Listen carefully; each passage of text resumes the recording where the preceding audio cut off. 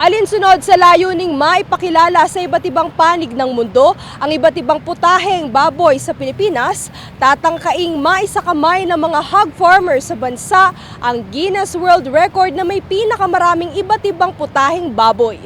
Ang attempt na ito ay kaugnay ng selebrasyon sa National Pig Day kung saan magkakaroon ng 5 araw na Hog Festival 2024 simula sa ikaunang araw hanggang ika-5 araw ng Marso.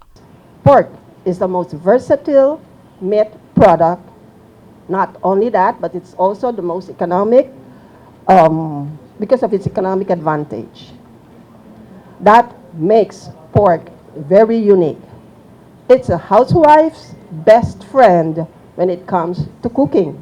Para sa unang araw, isasagawa ng National Federation of Hog Farmers Incorporated o NATFED ang pagtatangka nitong maitala sa Guinness Book of World Records ang paghahain ng higit sa 300 putahe ng baboy sa isang handaan na gaganapin sa Cubao, Quezon City. Bukod sa mga pagkain, ay tampok din ang artista at modelo na si Enrique Hill kung saan magkakaroon din ng pagkakataon ng mga dadalo na matikman ang 10 sa higit na 300 pork dishes na ihahain na may ticket price na 180 piso.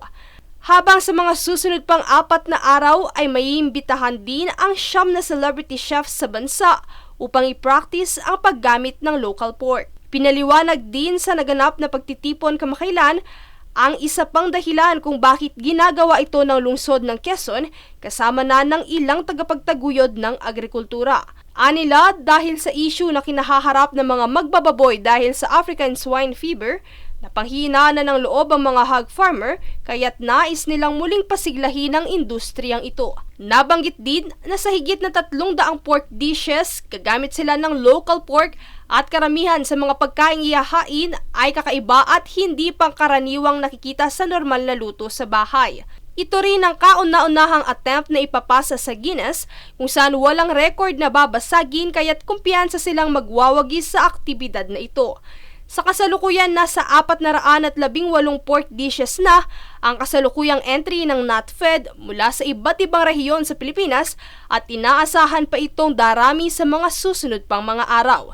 Samantala, para naman sa mga health issues na kaugnay ng ASF at sanitation procedure ng mga pagkain, katuwang nila ang iba't ibang eksperto at medical doctors upang suriin ang kaligtasan ng mga ihahain na pagkain. Ilan sa mga pagkain na aasahang hindi mawawala sa ihahapag sa March 1 ay ang lechon, sinigang, crispy pata at mga highlight regional dishes mula sa Ilocos, Bicol, Pampanga, Marikina at iba pang mga unique dishes mula sa iba't ibang panig ng Pilipinas.